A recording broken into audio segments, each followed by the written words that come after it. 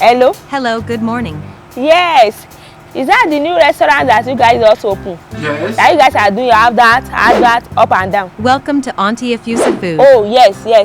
I love your food. The one that you guys display is very okay. And the egusi, I think it's one in town. Okay. I will need 6 wraps of inyo. Okay. Egusi, yes. And add fish.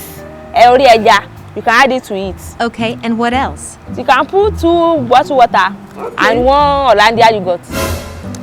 Okay. How many minutes? Like 3 hours plus. Seriously? Kilagbe? You cannot do 10 minutes in it. No. So everything that I said now is how much? Everything is 8,900 naira. 8,900 naira. If you are not deaf, ma. 8,900 naira. Lọ́sàn gan. Tanyanyan. Yes. Okay. So how much is your delivery? Just 20,000 naira only. 20,000. Yes, ma.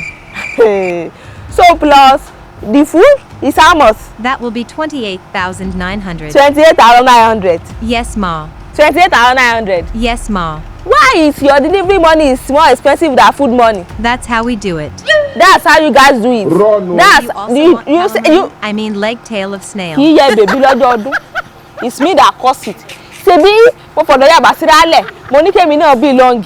Iye orí ibú tí ó pa yín nù. Èmi náà ìgbà tó ti bẹ̀rẹ̀ sí ní sọ English. You tell me say you say tètè wá pé yà Basira. Hello yà Basira. Hello, Auntie Afusa. Do you have iyán? Iyán wà o. Okay. I will need iyán 5. Ó dáa. Ẹ̀fọ́ rírò pẹ̀lú ẹja abọ́rí. Ẹ̀fọ́ rírò, okay. Yes, plenty meat. Ẹ má worry, èmi ni máa attend sí yín.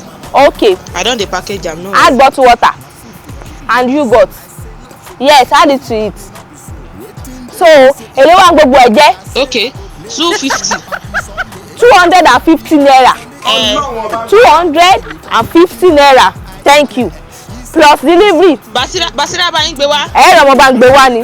Alẹ́ yìí sùn ọ̀. Ẹ̀dà. Èèyàn ni yín. Ìṣẹ́jú mẹ́ta. 3 minutes. Ó kàn yín lára tán. Ẹ ní sórí ibú. Ẹ ní sàgbákò. Ẹ ṣe. So everything is 250 naira. Ṣebí àdúgbò yín yẹn náà ṣì ní. Yes. Ilé mi náà ni number 8 ẹ ṣeun. Number 8, Okay. Ẹ ṣé. I dey tell una say local is the way. Please, if local call you, Tish call you, who you go answer? Local is the way.